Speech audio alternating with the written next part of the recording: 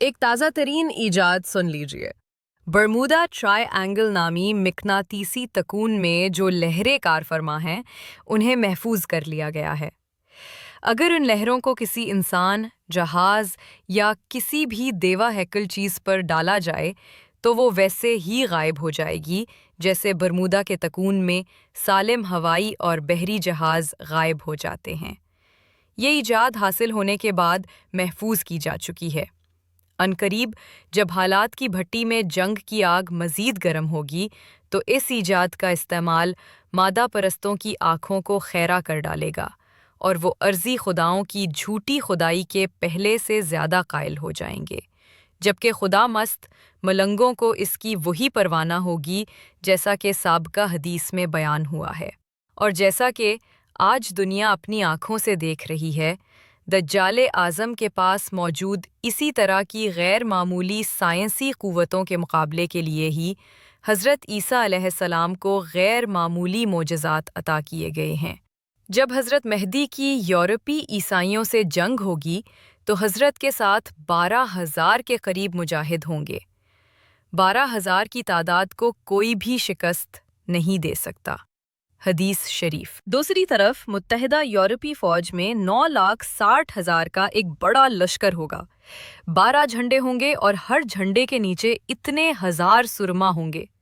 یہ لوگ یورپ کے دروازے قسطنطنیہ، استنبول، جو ایشیا اور یورپ کے سنگم پر ہے، سے گزر کر شام کی سرزمین پر آئے ہوں گے۔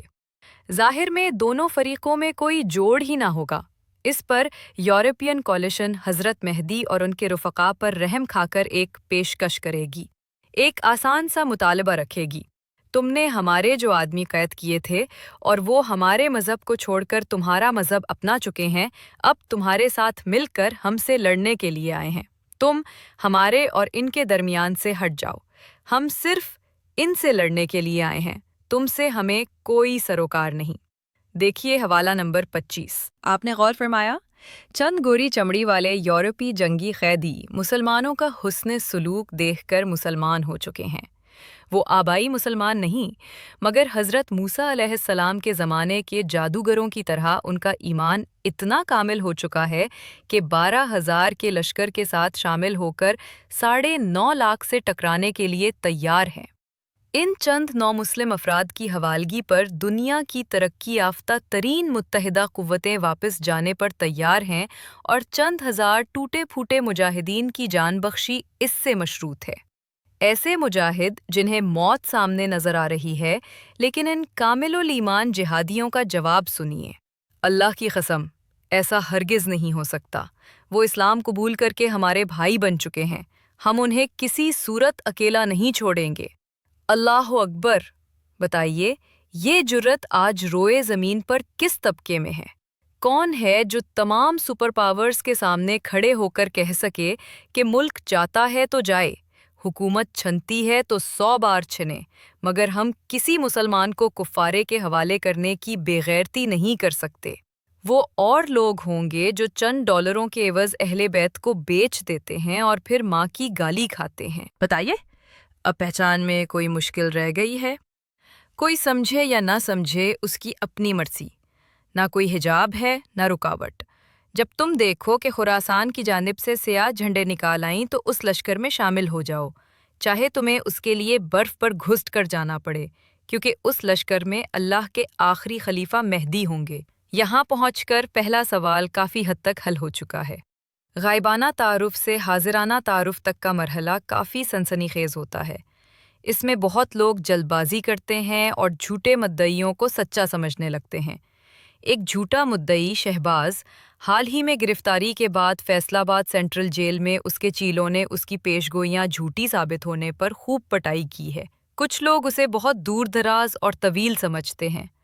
اصل بات یہ ہے کہ صحیح تعین ممکن نہیں، نہ اس مسئلے کی اور نہ اس جیسے دیگر مسائل کی، لیکن مکمل ابہام بھی درست روش نہیں۔ حتمی انجام اور حتمی تعین کے درمیان کا راستہ محتاط اور محفوظ رویہ ہے۔ حدیث شریف میں ایک اور جملے کی وضاحت کے بعد آگے بڑھتے ہیں۔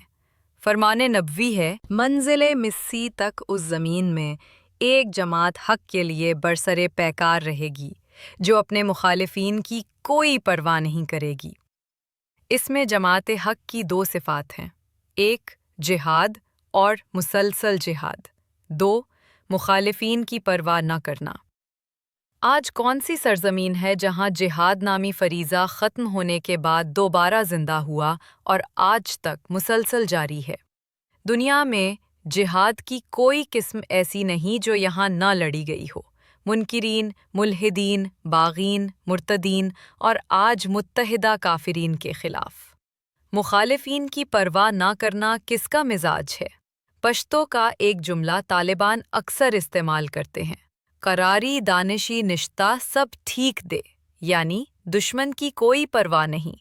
نیوز ویک کی تازہ رپورٹ ہے: طالبان جس طریقے سے اپنی قوت بحالی، ریزیلینس اور سختی فیروسٹی کا مظاہرہ کر رہے ہیں، اس سے واشنگٹن اور دیگر دارالحکومتوں میں خطرے کی گھنٹیاں بج رہی ہیں اور سول سرچنگ کا ایک نیا دور جنم لے رہا ہے کہ ایک نسبتاً منتشر بغاوت نے دنیا کی طاقتور ترین افواج کو اپنے قریب تک آنے سے روک رکھا ہے۔ سبحان اللہ! ایک طرف بے وسائل، منتشر اور ٹوٹی پھوٹی جماعت ہے جس کا اپنا ملک بھی اس کے خلاف ہے۔ دوسری طرف 44 ممالک ہیں جن میں سے کوئی ایک بھی کسی ملک کو دھمکی دے تو وہ کانپ اٹھے۔